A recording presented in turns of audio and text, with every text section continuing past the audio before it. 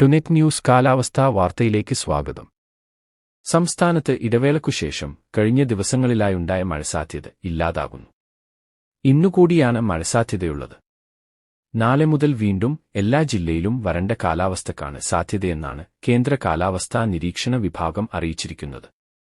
ഇന്ന് തിരുവനന്തപുരം, കൊല്ലം, പത്തനംതിട്ട, ഇടുക്കി, പാലക്കാട് ജില്ലകളിലാണ് മഴസാധ്യത. കഴിഞ്ഞ 2 ദിവസമായി മധ്യ-തെക്കൻ കേരളത്തിലെ വിവിധ ജില്ലകളിൽ ഗ്രീൻ അലർട്ട് നിലവിലുണ്ട്. ചിലയിടങ്ങളിൽ മഴ ലഭിക്കുകയും ചെയ്തു. ഇതോടൊപ്പം വടക്കൻ ജില്ലകളിൽ ഉൾപ്പെടെ മേഘാവൃതമാവുകയും ചെയ്തിരുന്നു.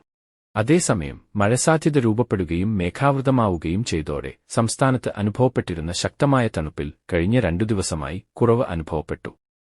വിവിധ ജില്ലകളിലായി താപനിലയിൽ വലിയ വ്യത്യാസം തന്നെ ഉണ്ടായി.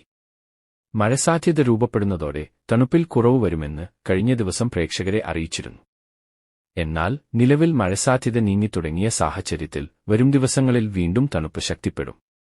കൂടെ പകൽ താപനിലയിലും വർധന വരും.